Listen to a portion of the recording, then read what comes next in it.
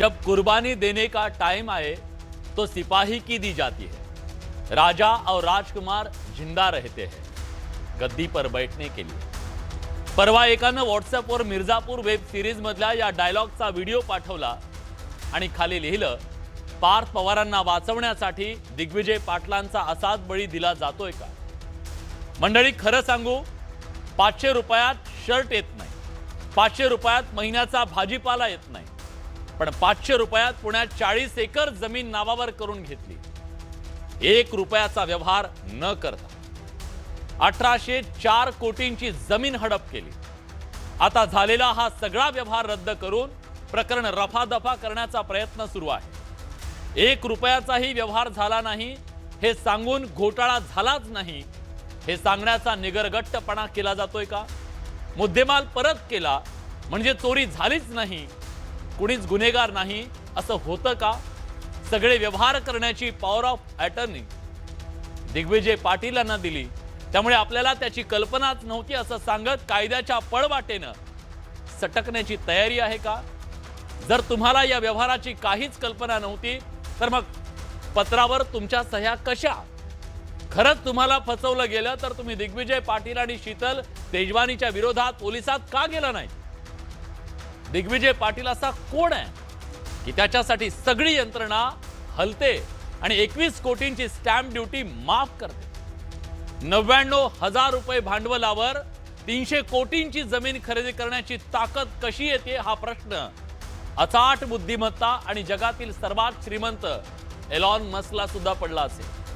राज्याचे अर्थमंत्री आणि पुण्याचे पालकमंत्री म्हणतात, पुण्यातल्या एवढ्या मोठ्या व्यवहाराची आपल्याला कल्पनाच नव्हती। ज्या मुलांचे आणि जमिनीचे पालक ते आहेत, मग प्रश्न आहे, पालक म्हणूनही आणि पालकमंत्री म्हणूनही हे तुमचं अपयश नाहीये का? असा सर्व प्रश्न उपस्थित करत अजित पवार यांच्या राजीनाम्याची मागणी केली जाते। अंजली दमानी यांनी या संदर्भात आज कागदपत्र दाखवली। ही सगळी कागदपत्र आज त्यांनी माध्यमांना सुद्धा पाठवली आणि ही कागदपत्र दाखवून त्यांनी पार्थ पवार यांच्यावर गुन्हा दाखल करण्याची मागणी केली। व्यवस्थेला हाताशी धरून केलेल्या या घोटाळा प्रकरणात गुंतलेल्या सगळ्यांवर कठोर कारवाई होणं गरजेचं आहे। असं झालं नाही तर उद्या गावगावच्या लँड माफियांचं धाडस वाढणार आहे। LLP कंपनी काढायची, एखाद्या गरीबाला पॉवर ऑफ अटर्नी देऊन दिवसा ढवळ्या त्याच्या नावावर सरकारी जमिनी गिळायच्या, पकडले गेले तर व्यवहार रद्द म्हणून सुटून जायचं। अशा वेळी ना खाऊंगा ना खाने दूंगाच्या त्या घोषणेचं काय झालं हा महाराष्ट्राचा सवाल। चर्चा करूया। मान्यवर पाहुणे आपल्या सोबत आहेत। या चर्चेत सहभागी होण्यासाठी आपल्या सोबत ज्यांनी आज हे राजीनाम्याची मागणी केली, सगळी कागदपत्र माध्यमांच्या समोर ठेवलेली आहेत, त्या सामाजिक कार्यकर्त्या अंजलीताई दमानी आपल्या सोबत आहेत। ताई, स्वागत आहे तुमचं। आपल्या सोबत राष्ट्रवादीचे प्रवक्ते विकास पासलकर आहेत। विकासजी, तुमचं सुद्धा स्वागत आहे। आपल्या सोबत भाजपचे सहमुख्य प्रवक्ते अजित चव्हाण आहेत, बऱ्याच दिवसानंतर आलेत। काँग्रेसचे प्रवक्ते बालाजी गाडे पाटील सुद्धा या चर्चेत सहभागी झालेत, तुमचंही स्वागत आहे। आणि माहिती अधिकार कार्यकर्ते विजय कुंभार सर सुद्धा या चर्चेत सहभागी झालेत, सर तुमचं स्वागत आहे। सुरुवात अर्थातच मला अंजलीताईंपासून करायची आहे। ताई, आज तुम्ही गाडीवर नाही, गाडीवर पुरावे नाही समजा, पण जे काही पुरावे दिलेले आहेत ते ठोस पुरावे असं सांगतायत की हे प्रकरण अतिशय गंभीर आहे। पण तुम्ही या सगळ्या प्रकरणी अजित पवार जे अर्थमंत्री आहेत, पालकमंत्री आहेत, त्यांचा राजीनामा मागितलेला आहे का? तुम्हाला राजीनामा हवाय? आता कसं आहे की ही जी समिती, सो कॉल्ड समिती स्थापन केली आहे खरगेजींच्या अध्यक्षतेखाली, त्याच्यात 5 अधिकारी हे पुण्याचे आहेत आणि त्या 5 अधिकाऱ्यांपैकी एक अधिकारी असे आहेत, तर म्हणजे जे कलेक्टर आहेत तिथले, या कलेक्टरांना थेट डिसेंबर महिन्यापासनं सगळं माहिती होतं। कारण त्या शीतल तेजवानींनी पहिलं पत्र जे कलेक्टरना लिहिलं होतं ते 30 डिसेंबर 2024चं आहे आणि हा, त्याच्यात तिने असं दिलंय की बाबा मी हे 11,000 रुपये जो नजराणा भरायचा असतो तो भरलेला आहे आणि हा व्यवहार हा झाला पाहिजे। तर हे व्यक्ती इतके महिने म्हणजे 11-12 महिने हे कलेक्टर काय करत होते हा पहिला प्रश्न। दुसरा प्रश्न, हा, त्यांनी बोटॅनिकल गार्डन्सनी 16 जून 2025ला त्यांच्या इकडे काही माणसांनी धुडगूस घातला की ही जमीन आता खाली करून द्या म्हणून। तेव्हा त्यांनी तातडीने कलेक्टरांना पत्र लिहिलं. हम्म. तर 16 जूनचं ते पत्र आहे. हा. तर ते 16 जूनपासून नोव्हेंबरपर्यंत कलेक्टर काय करत होते?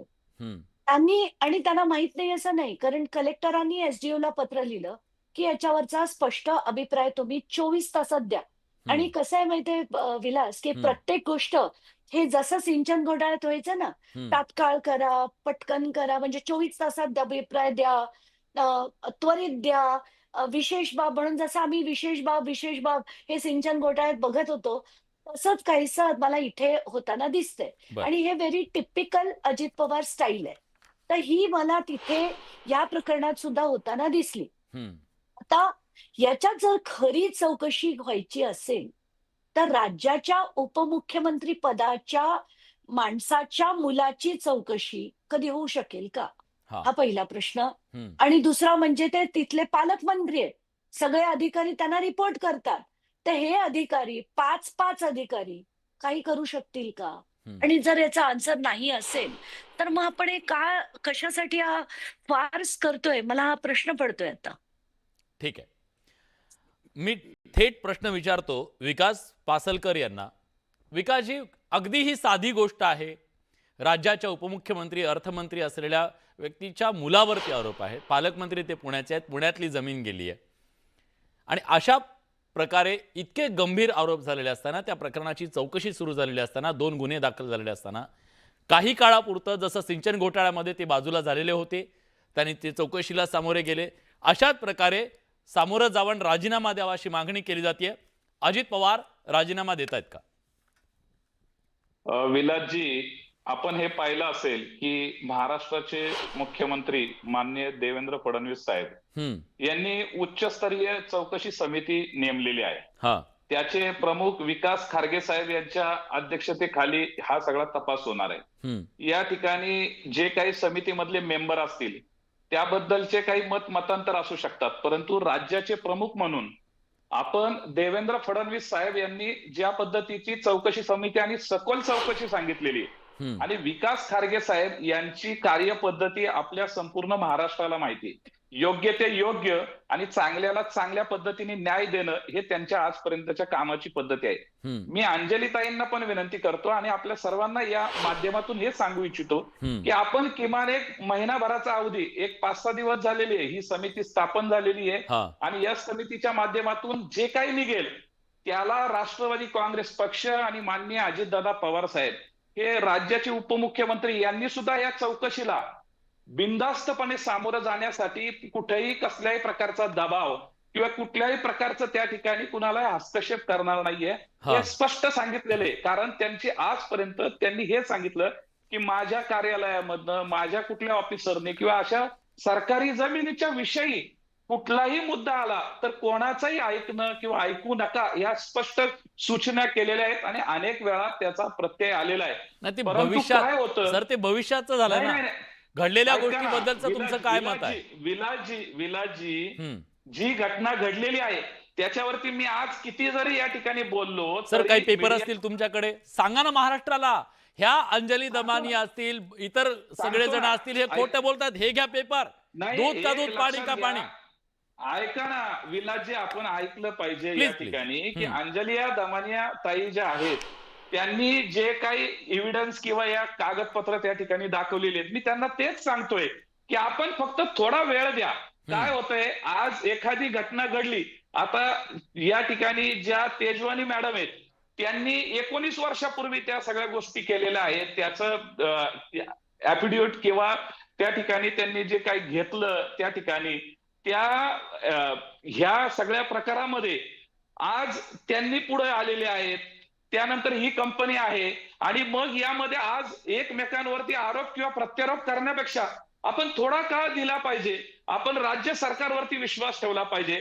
आपण देवेंद्र फडणवीसांच्या नेतृत्वावरती विश्वास ठेवला पाहिजे की कारण आज अंजलीताईंना हे माहिती आहे की देवेंद्र फडणवीसांचं काम हे सुद्धा एक वेगळ्या पातळीवरचं काम आहे. म्हणून त्यांनी जर योग्य न्याय दिला नाही किंवा ही चौकशी समिती आणि ताईंना मी त्याही या माध्यमातून सांगू इच्छितो की आपल्याला जर या संदर्भामध्ये आपण मीडियाच्या माध्यमातून व्यक्त होण्यापेक्षा आपण मुख्यमंत्र्यांची डायरेक्ट भेट घेऊ शकता. आपण ठीक मुख्यमंत्र्यांना आहे. जाऊन अंजली, ते भेटला तुमचा आणि फडणवीसांवर आपली विश्वास भूमिका नाही का मांडली. असं ते म्हणतायत? अन्यथा अन्यथा अन्यथा विलासजी, अन्यथा चौकशी समितीमध्ये सुद्धा जे मेंबर आहेत त्यांना सुद्धा अंजलीताई त्या ठिकाणी, असं काही नाही की चौकशी समितीच्या लोकांना भेटणं किंवा गैर आहे, त्यांना सुद्धा भेटू शकतात, त्यांना सुद्धा ती भूमिका मांडू शकतात. परंतु काय होतं, सार्वजनिक जीवनामध्ये एखादं नेतृत्व मोठं होतं आणि आज महाराष्ट्रामध्ये स्थानिक स्वराज्य संस्था आहेत किंवा या सगळ्या विषय आहे, अशा वेळेस हा विषय निघाल्यानंतर त्याच्यावरती चर्चा अनेक वेगवेगळ्या प्रकारे होती. आणि म्हणून मला असं म्हणायचंय की आपण राज्याच्या मुख्यमंत्र्यांनी घेतलेला निर्णय, देवेंद्र फडणवीसांनी नेमलेली चौकशी समिती, उच्चस्तरीय चौकशी आणि त्याच्यामध्ये माननीय विकास खारगे साहेब यांच्या माध्यमातून होणाऱ्या चौकशीला थोडासा वेळ द्यावा. ज्या वेळेस यामध्ये कोणी दोषी आढळलं तर त्याच्यावरती निश्चितरित्या कारवाई, आणि त्याच्यासाठी राष्ट्रवादी काँग्रेस पक्ष आणि माननीय अजितदादा सामोरे जाण्यास तयार राहतील. ठीक हे आहे. मी स्वतः पटकन दादांनी एक सुद्धा पटकन एक त्यांच्या छोटीशी कमेंट माध्यमातून घेतो, बाकी सांगितलं. सगळ्या पाहुण्यांना पण बोलायचं चर्चेमध्ये. अंजलीताई, फडणवीसांवर तुमचा विश्वास नाही का, त्यांच्या कमिटीवर विश्वास नाही का, असं ते थेट विचारतायत. मला एक आठवतंय विलास, की जेव्हा खडसेंनी राजीनामा दिला होता, तेव्हा अशीच एक समिती बनली होती, ज्याचं नाव झोटिंग कमिटी होतं. हो. त्याचाही एक अहवाल तयार झाला होता. तो अहवाल आजपर्यंत महाराष्ट्रापुढे आलेला नाही. याच्यावरनं मी जे सगळ्या महाराष्ट्राला समजायचंय ते त्यांनी समजून जावं. प्रत्येक वेळेस कुठलीही घटना घडली, की एक उच्चस्तरीय समितीची स्थापना होते. पण ती उच्चस्तरीय समिती पैसे खर्च करून, आमचे कराचे पैसे खर्च करून जे अहवाल तयार करते, तो देखील बाहेर जाहीर करण्याची तसदी देवेंद्र फडणवीस घेत नाहीत. म्हणून मला वाटतं, की आत्ताच्या घटनेला मी इनफॅक्ट काल जेव्हा बावनकुळेंना भेटले, मी म्हटलं एक जनप्रतिनिधी म्हणून एका व्यक्तीला त्या समितीवर घेतलं पाहिजे. मला नका घेऊ, विजय कुंभारना घ्या, की असा कोणीतरी व्यक्ती पाहिजे, की ज्याच्यावर जनतेचा विश्वास असेल आणि अशा व्यक्तीचं तिथे असणं गरजेचं आहे. आता जे ते म्हणाले प्रवक्ते विकासजी, तर विकासजी आपल्याला नम्रतेने मला सांगायचंय, की काल मी देखील हेच मांडलं होतं, की ही जी सो कॉल्ड समिती बनली आहे, त्याच्यापुढे सगळं मुद्देसूद मांडण्याची परवानगी मला मिळावी आणि त्याचा तसं मी पत्र देखील बावनकुळेंना देणार आहे. ठीक आहे. ज्याला आपल्या आपण सोबत डिपोज अजित करणं चव्हाण म्हणतो. आहेत, सहमुख्य प्रवक्ते भाजपचे. अजितराव, तुम्ही जेव्हा निवडणुकीला सामोरं जाता तेव्हा फार घोषणा देत असता. तुम्ही पार्टी विथ डिफरन्स आहात. तुम्हाला भ्रष्टाचार अजिबात चालत नाही. ना खाऊंगा ना खाने दूंगा हा तुमचा नारा आहे. मग आज तुमच्या मांडीला मांडी लावून बसलेले लोक अशा प्रकारे भूखंड खातायत, इतके गंभीर आरोप होत आहेत. मग तुम्ही सगळं फक्त बघत बसणार आहात? तुम्ही राजीनामा घेणार नाहीयेत?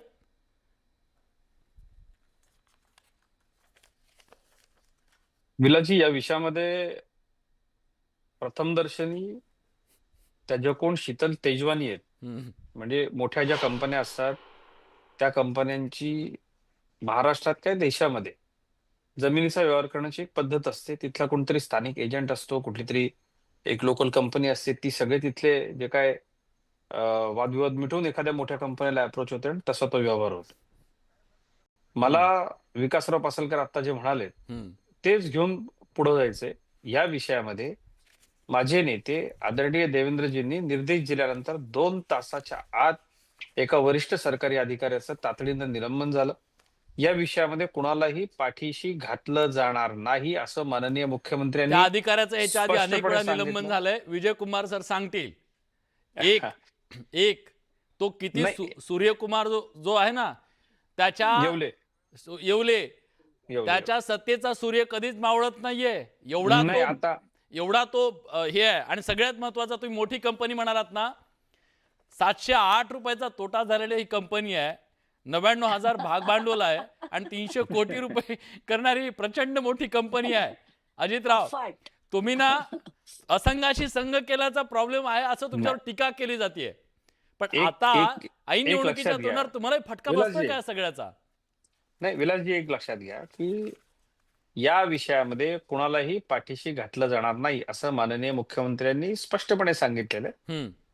आपण अतिरिक्त मुख्य सचिवांच्या अध्यक्षतेखाली ही जी समिती आहे, ताई आता म्हणाल्या, ताई छोटीशी एक दुरुस्ती फक्त सांगतो, की झोटिंग समितीचा अहवाल आलाही होता, तो रेकॉर्डला नाही नाही ताई नाही नाही नाही तो असेल मी तर पाठवा. आदेशाखाली मागे बोलले गाळ नाहीये झाला. ना. ताई गुगल करा ना प्लीज. म्हणजे त्या मीच विषयात तुम्हाला सांगते आपली आपली वेळ जाईल वाया. झाला बरं होता तो असेल तर अहवाल. पाठवा ना. हो, गाळ बी गुगल करा. कोणी एका मिनिटात आपल्याला त्याची माहिती तुम्ही मिळेल. आणि गाळ दुसरा विचारा. विषय पोलिसांना जाऊन त्याच विचारा. त्याच अहवालाच्या आधारावरती आपण याच्यामध्ये मोठ्या प्रमाणावरती अतिशय कडक कारवाई केली. ताई मला याच्यामध्ये आणखी एक एक आपल्याला सांगायचंय की निश्चितपणे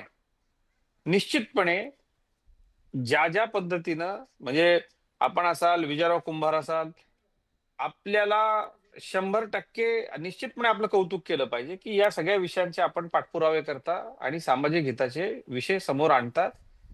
निश्चितपणे महाराष्ट्राला तुमचं कौतुक आहे. राजकीय पक्ष म्हणून वेळोवेळी वेगवेगळ्या विषयांवरती आम्ही तुमचा पाठिंबा सुद्धा करत असतो. जिथं चुकीचं आहे ते चुकीचं आहे. त्याला बरोबर अजिबात म्हणता येणार नाही.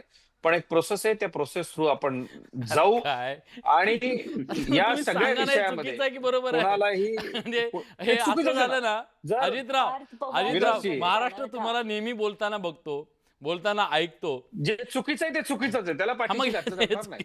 हे स्पष्ट चुकीचं आहे की एका नाहीये? एका ते का 100% सांगत नाही? चुकीचं हे आहे. चुकीचं आहे की बरोबर आहे? चुकीचं प्रथम दर्शनी हे सगळं चुकीचं घडलेलं आहे. यामधले जे दोषी आहेत त्या दोषींच्या वरती इमिजिएटली कारवाई झाली आहे. जे शासकीय अधिकारी आहेत आणि शासकीय अधिकाऱ्यांच्या बाबतीमध्ये आपण बोललात ना, याच्या सत्तेचा सूर्य मावळत नाही.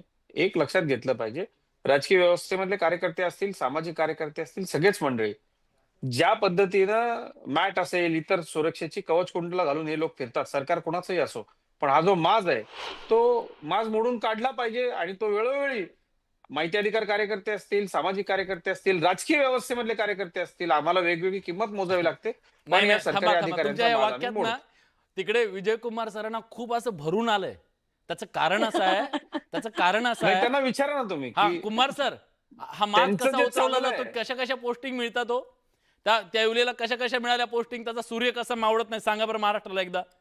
म्हणजे मला आताही कळत नाही आपण म्हणजे हा कार्यक्रम हा सिरियस आहे अशा मी समजामध्ये होतो. परंतु हा जो एकूण प्रकार आहे तो हा इतका विनोदी आहे ना, त्या माणसाचा जर एकूण प्रवास बघितलात म्हणजे आता ते कर्णबधीर असताना सर्व्हिसला लागले वगैरे आपण त्याच्यावर नंतर जाऊ. हम्म इटापल्लीला कोतवालांच्या भरतीमध्ये 2.5 ते 5 लाख रुपये काढले. तिथल्या नक्षलवाद्यांनी धमकी दिली होती. पैसे घेताना रोख सापडले. मग इकडं ह्याला आले इंदापूरला. तिथं त्यांच्यावर 30-35 जमिनींच्या व्यवहाराचे घोटाळे आहेत. सॉरी वाळू माफियांशी संबंध आहेत. अशा अनेक संबंध आहेत. पुण्यात आले मोबोचं जो लँड आहे, मोबो जी एनिमी प्रॉपर्टी म्हणून आहे, त्याच्या घोटाळ्यामध्ये त्यांच्या विरोधात आंदोलन झालं. जमिनीचं व्यसन या आहे म्हणजे त्यांना.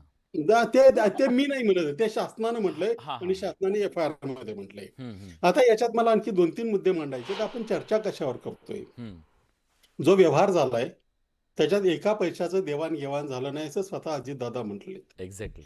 आता कुठल्याही व्यवहारासाठी काहीतरी ट्रान्झॅक्शन असावं लागतं. हम्म इथं झालं नाहीत आणि त्यानंतर ती जागा ताब्यात घ्यायचाही प्रयत्न झाला. याचा अर्थ काहीतरी व्यवहार नंतर जो झालाय तो कॅशमध्ये झालाय. याचा तिसरा अर्थ असा निघतो की कॅशमध्ये झाला नसेल तर ज्याला पूर्वीची बार्टर सिस्टीम म्हणतात, म्हणजे कशाच्या बदल्यात तरी काहीतरी देणं, असं काहीतरी झालं असेल त्याशिवाय हा व्यवहार होऊ शकत नाही. फुकट ते काही सामाजिक कार्य नाहीये. हा व्यवहार आहे, जमिनीचा व्यवहार आहे. तिथं तुम्ही IT पार्क बांधणार आहात. तो कसा काय झाला? समित्यांचा विषय मागच्याच 2 वर्षापूर्वी मीच तुमच्या चॅनेलवर बोललोय. अशा एक 4-1 हजार समित्या आपल्याकडे आहेत. अहो 5 वर्षापूर्वी त्या किडनी रॅकेटवरची समिती आहे त्याचा अजून सुरुवात नाही झाली. ह्या समित्यांचं काय होतंय मला माहिती आहे. चौकशी समिती एवढा फार्स मी आज तागायत आयुष्यात बघितला नाही. याच्या ज्या ह्या गोष्टी आहेत यांच्यावर नियंत्रण ठेवायचं ज्यांचं काम आहे तेच आता चौकशी करणार. हा कुठला प्रकार आहे? म्हणजे आता याच्यातनं कोणीही दोषी सापडणार नाही. हा एक चांगला पर्याय असतो की शासनाचे म्हणजे जे काही होणार आहे ते आत्ता सांगून ठेवतो. समितीत काय येईल थंड्या बस्त्यात टाकण्याचा हा प्रकार आहे. नाही. हा गदारोळ थोडा हे कमी म्हणजे होऊ दे, दुसरा काहीतरी विषय तो येईल. नाही, याच्यातला शेवट सांगतो काय होणार आहे. हा शासनाचं नुकसान काहीच झालं नाही. जमीन शासनाच्या ताब्यात आहे त्याच्यामुळे कुणी दोषी नाही. हा याचा अंतिम निकाल असेल. आत्ता लिहून ठेवा. हम्म आणि ज्या अधिकाऱ्यांनी 20 वर्ष 14 वर्ष हा माणूस या माणसाला पाठीशी घातलं, राज्य निवड मंडळाच्या सदस्यांनी पाठीशी घातलं, त्यांनीच चौकशी करायची. म्हणजे हा माणूस हा राजकारण्यांसह सगळ्यांना हवा आहे आणि त्यांनी जे सांगितलं ते त्याने केलंय, तो दोषी आहेच आहे. पण सगळं काही तो त्याच्या मनानं करू शकत नाही. याला प्रत्येकाचे अधिकार ठरलेले आहेत. 300 कोटीची जमीन घेता आणि आपण त्या येवलेवर सगळं ढकलतोय. हे माझं तर म्हणणं आहे. अजितदादा या राज्याचे मंत्री आहेत.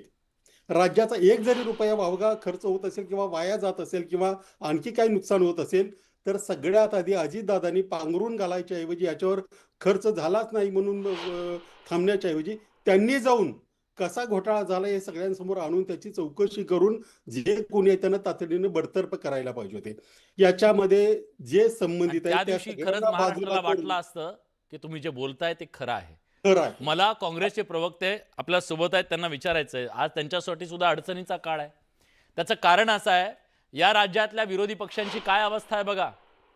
तिकडे शरदचंद्र पवार यांची राष्ट्रवादी काँग्रेस पक्षातले प्रमुख नेते काय म्हणतायत. फडणवीसांना विचारा का गुन्हा दाखल केला नाही. खासदार सुप्रिया सुळे काय म्हणतायत, मला वाटत नाही पार्थ काय चुकीचा असेल. विषय संपला हो, ज्यांनी रस्त्यावर लढायचं तेच बाजू घेत आहेत. उद्धव ठाकरे काय म्हणाले, मला मुलाबाळांच्या बद्दल काही बोलायचं नाहीये. म्हणजे तुमच्या मुलाबाळांबद्दल आम्ही नाही, आमच्याबद्दल तुम्ही नाही. राहिला आता काँग्रेस, तुम्हाला तरी राजीनामा हवा आहे की तुमचं आता दोघांच्या मध्ये आम्ही काय बोलावं असा परिस्थिती आहे. कारण विरोधी पक्ष म्हणून तर हे दोन लढतायत. विलासजी, सगळ्यात महत्वाचा विषय, या चर्चेला सत्ताधारी पक्षाचे प्रवक्ते जो विनोदी स्वरूप देत आहेत, खरं तर ते आधी थांबवलं पाहिजे. कारण हे भयानक लज्जास्पद आहे. आणि काँग्रेस पक्षाने, आमची पहिली मागणी अशी आहे की 99% भागीदार असलेल्या पार्थ पवारांवरती पहिला गुन्हा राज्याचे मुख्यमंत्री आणि गृहमंत्री म्हणून देवेंद्र फडणवीसजींनी दाखल करायला लावावा, त्यांना तुरुंगामध्ये टाकावं. दुसरा मुद्दा, याची नैतिक जबाबदारी घेऊन तात्काळ पालकमंत्री तथा राज्याचे उपमुख्यमंत्री अजित पवार यांनी राजीनामा द्यावा, जसा त्यांनी 2012 मध्ये दिलेला होता. आधी तात्काळ राजीनामा द्यावा. आणि हे सगळं घडतंय विलासजी, आपण सुरुवातीला म्हणालात की ह्या सगळ्यांमुळं राज्यातल्या लँड माफियांना जोर येईल. माझं याच्यापेक्षा थोडं पुढचं म्हणणं आहे की स्वतः सरकारमधले मंत्री नाही तर माफियांसारखे वागायला लागलेले आहेत. आणि या सगळ्या माफिया मंत्र्यांचे सरदार हे राज्याचे मुख्यमंत्री देवेंद्रजी फडणवीस आहेत. राज्यात कसं चाललंय, आओ चोरो बांधो भारा, आधा हमारा आधा तुम्हारा, अशा प्रकारे देवेंद्रजी फडणवीस सरकार चालवत आहेत. त्यामुळं आमची स्पष्ट मागणी आहे की स्वतः अजित पवारांनी नैतिक जबाबदारी घेऊन अजितराव, सगळ्यांना क्लीन चिट देण्यामुळे तुमच्यावर सुद्धा प्रश्न उपस्थित केले जातात. प्लीज अजितराव, क्लीन चिट सरकार आहे सर, प्लीज मला कंप्लीट करू द्या. हे सरकार क्लीन चिट सरकार आहे.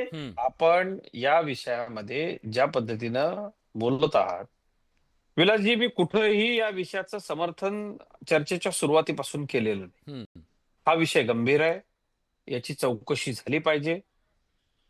तातडीनं शासनानं या विषयामध्ये घेतलेल्या ऍक्शन, माननीय मुख्यमंत्री महोदयांनी, माननीय देवेंद्रजींनी सांगितल्याबरोबर 2 तासाच्या आत हा माणूस सस्पेंड झाला.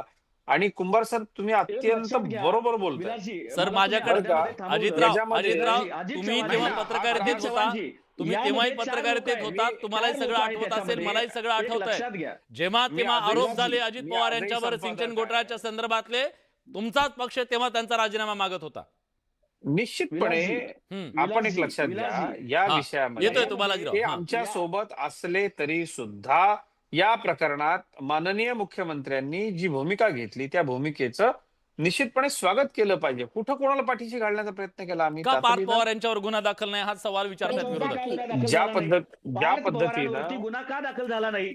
पार्थ पवारांवर गृहमंत्री म्हणून देवेंद्र फडणवीस हे ठीक आहे, मी विचारलं पार्थ पवारांवर गुन्हा का दाखल नाही म्हणतात. माफियांना पाठीशी घालतायत. आणि सर, मला एक मुद्दा मांडायचा आहे. ही दिवाळी व्यवहार होताना यांच्याबरोबर राज्याचे महसूल मंत्री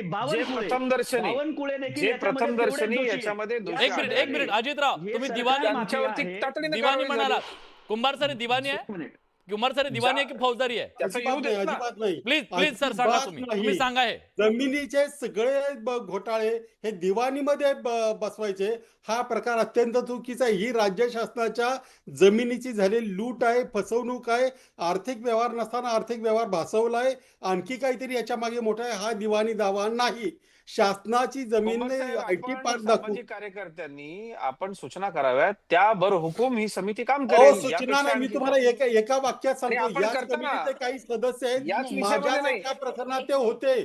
त्यांनी आपण त्या यापूर्वी व्यवहारामध्ये सुद्धा आमचं सरकार असताना आणि कुंभार सर, मी जबाबदारीनं बोलतो, आमचं सरकार आल्यानंतर आपल्यासारख्या मंडळींना ऐकून घेणं, आपला समजून घेणं आणि तुमचं मार्गदर्शन घेणं हे ज्या अजितजी, जबाबदारीनं आम्ही अजित करतो. चव्हाणजी, एका होतं का काँग्रेसच्या single काळामध्ये? माझं line मार्गदर्शन आपण सूचना ऐका करा. थोडंसं. पार्थ नाही, पवारांवरती नाही. गुन्हा दाखल होणार का नाही? अजितजी, पार्थ पवारांवर गुन्हा अजितजी. दाखल होणार ठीक आहे, का ठीक नाही? आहे. माझं मार्गदर्शन अजित अजितराव, पवारांवर मला 2 राजीनामा मिनिटं. होणार का एक नाही? मिनिट बालाजीराव थांबा. अजितराव आणि पासलकर सर दोघंही मार्गदर्शन ऐकणार आहेत म्हणे. जरा तुम्ही सूचना करा. कुमार सर तुम्ही मार्गदर्शन करा. अंजलीताई तुम्ही मार्गदर्शन, बघू किती ऐकतात. मला एक साधा प्रश्न याच्यामधला एक साधी गोष्ट हवी आहे. प्रश्न नाही विचारत आता. जर कुठली तटस्थ कुठल्याही याच्यामध्ये पारदर्शक जर तुम्हाला कमिटी व्हावी का म्हणजे व्यवहार व्हावा असं वाटत असेल तर जी समिती नेमली जाते ती समिती त्रयस्थ, भरपूर अनुभव असणारे आणि निष्पक्ष असली पाहिजे. ही त्याच्यातली पहिली अट असते. मी बरोबर. उदाहरण म्हणून देतो. याच कमिटीमधले एक सदस्य आहेत जे माझ्या महाराष्ट्रातल्या पुण्यातल्या महापौरांनी जे तिजोरीतले पैसे शासनाच्या 20 लाख रुपये घरी नेले होते ते त्यांनी मी कंप्लेंट केल्यावर परत दिले आणि या समिती सदस्य एक जण होते त्याच्यातले, त्यांनी निर्णय दिला की पालिकेचं काही नुकसान झालेलं नाही. अरे पण पैसे तर घेऊन गेले होते ना. असंच ह्या कमिटीचं होतं. ही जी त्रयस्थ कमिटी होईल तिने 15 दिवसात निर्णय द्यावा. जी काय होईल ते समिती बघेल, तिला मुदतवाढ वगैरे असं अजिबात नकोय. आणि याच्यामध्ये कमीत कमी ज्याला येवलेच्या थोडी बाबतीत सुद्धा सर आपण जे म्हणालात ना, हे जे मी असे एक सगळे अधिकारी आहेत, हा येवले असेल किंवा इतर कोण असतील, ठीक आहे. सर जबाबदारीनं सांगतो आपण सगळेच अशा आता भ्रष्ट अहो, माझं लोकांच्या आता तुम्ही पैशात ऐकताय जबाबदारी की मला बनवणं एक दोन वाक्य तरी बोलू दे. बरं त्यांचं पूर्ण नाही, होऊ देत. अगदी. मला मला वाटलं बोला आपलं बोला. झालं म्हणून पासलकर मी सरांकडे त्या द्यायचं. वेळेस हां. बोलतो, तरी तुम्ही बोला. दोनच वाक्य बरं बोलतो. 2 वाक्य त्यांचं अगदी पूर्ण होऊ बोला, द्या. बोला. तसंही मला बोला. संधी कमी मिळते तरी मी 2 वाक्य बोलतो. नाही, नाही, सर, याच्यामध्ये बोला, बोला. सरकारने म्हटलेलं आहे की येवले हे सवयीचे गुन्हेगार आहेत. त्यांना जी. अशा सरकारी प्रॉपर्टीज खाजगी लोकांना अपहार करून देण्याची सवय आहे. त्यामुळे हे 2च गुन्हे नाहीत असे आणि हे सरकारी आहे. खाजगीचं किती झालं असेल ते तो सोडूनच द्या. या सगळ्यांची चौकशी झाली पाहिजे. या सगळ्या गोष्टी लोकांच्या समोर आल्या पाहिजेत. आजपर्यंत गेले 14 वर्ष तो माणूस क्रीम पोस्टिंगला जातोय. याच्यासाठी एक नागरी सेवा मंडळ असतं. त्या नागरी सेवा मंडळातल्या लोकांचं का ऐकलं नाही किंवा नागरी सेवा मंडळातल्या लोकांनी ह्याला जर तिथं घेतलं असेल तर त्या लोकांवरही गुन्हा झाला पाहिजे. आणि नागरिक सेवा समितीवर जर कुठल्या राजकारण्याने हे आणला असेल दबाव तर त्याच्यावरही गुन्हा दाखल झाला पाहिजे. एवढ्या 4 गोष्टी आहेत आणि कमीत कमी एक तरी माणूस याच्यातला तटस्थ असू देऊ. हे सगळे त्यांचेच वरिष्ठ आहेत. ठीक आणि आहे. हे जे आम्ही कायम ओरडतोय ते हेच ओरडतोय की तुम्ही चौकशीसाठी आणि ज्यांना याच्यामध्ये दोषी आहेत असं प्रायमरीमध्ये आढळेल त्यांना एक 4-6 महिने आराम करू दे, बाहेर राहू दे. एवढ्या ठीक आहे. 4-5 गोष्टी एका खूप सर आहेत. सर वेळेच्या अभावी मला पासलकर सरांना एक प्रश्न विचारायचा आहे की सामान्य माणसाच्या मनातली ही भावना आहे की अजित पवार सातत्यानं एक गोष्ट सांगतायत की 1 रुपया सुद्धा व्यवहार झालेला नाही, 1 रुपयाचा सुद्धा व्यवहार झालेला नाहीये. थोडंसं हे महाराष्ट्राला थोडं समजून सांगा ना सर की 99,000 रुपये तुमचं भागभांडवल असतं, त्या आधारे 300 कोटी रुपयांची प्रॉपर्टी घेण्याचं तुमच्याकडे धाडस ताकद येते. हे 1 रुपया सुद्धा न देता कसं शक्य आहे बरं? आणि हे मुळात हे घडणं हाच भ्रष्टाचार नाहीये का हो? हाच घोटाळा नाहीये का? विलासजी, आपण खरं तर ह्याच्या खोलामध्ये जायला पाहिजे म्हणून मी पुन्हा म्हणतोय. नाही जा ना याची सर, जा. चौकशी प्रश्न आहे ऐका त्याचं ना, उत्तर ऐका ना द्या. सर, पूर्ण प्रश्नाचं उत्तर देतो मी. काय झालंय की ह्याच्यामध्ये आपण भुई म्हणून साप म्हणून भुई धोपटतोय. विषय काय आहे? विषयाला व्यापक चौकशीच्या सामोरं जाऊ द्या.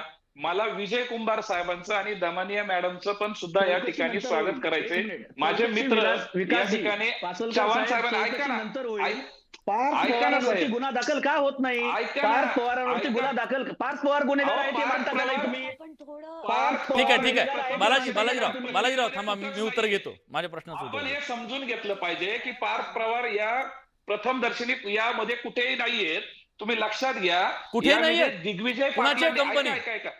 ऐका हे बघा, एक लक्षात घ्या कंपनी. म्हणूनच मी तुम्हाला पुन्हा सांगतोय हा. की दूध का दूध और पाणी का पाणी होईल ना, 15 दिवस द्या ना.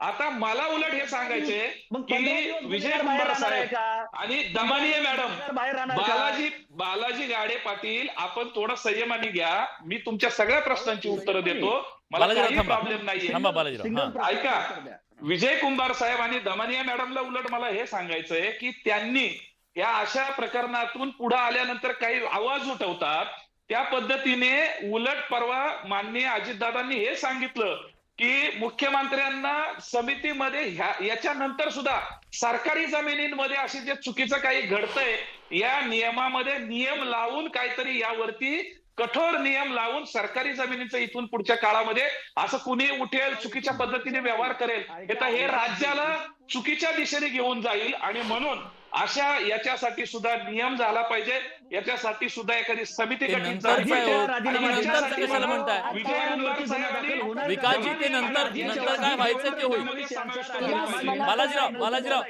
बालाजीराव थांबा, एक हा, लक्षात घ्या, अंजलीताई.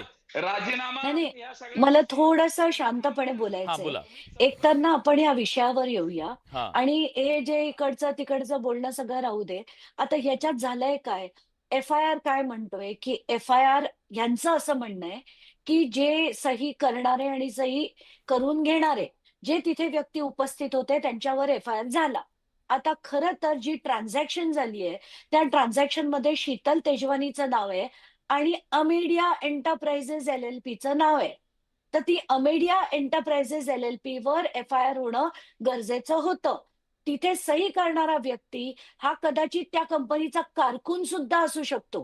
तर त्या कारकुनावर कधीही FIR होत नाही, त्या कंपनीवर FIR झाला पाहिजे. आणि आज जसं मी त्या लिमिटेड लायबिलिटी पार्टनरशिप ऍक्ट 2008 चे सगळे सेक्शन वाचून दाखवले. त्याच्यात पार्टनरची liability in case of fraud is unlimited unless त्या पार्टनरला माहिती नाही असं प्रूव्ह झालं तर.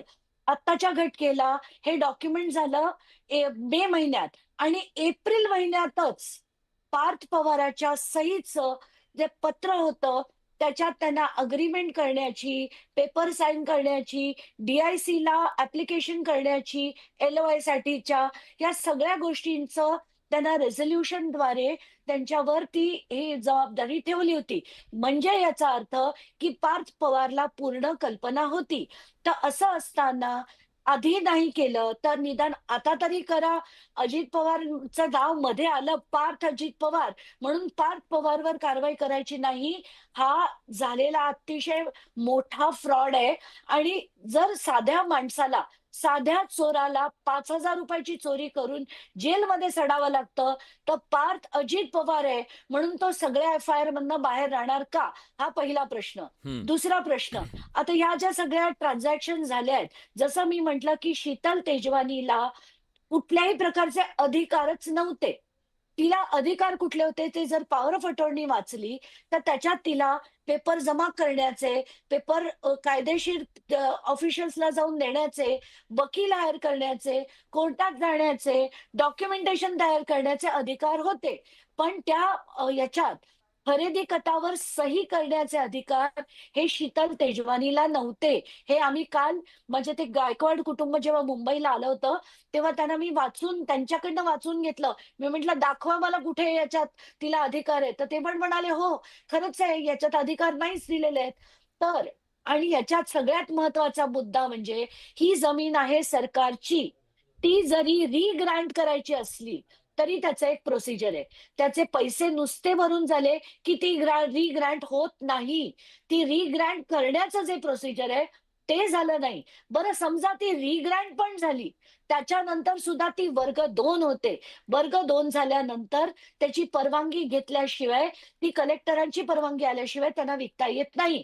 हे सगळं असताना त्या पॉवर ऑफ अटॉर्नीला 1.5 दमडीचीही किंमत नव्हती, पण त्या पॉवर ऑफ अटॉर्नीवर आणि त्या पॉवर ऑफ अटॉर्नीच्या बळावर सांगितलं जात आहे की पार्थ पवारचा याच्याशी काही संबंध नाहीये.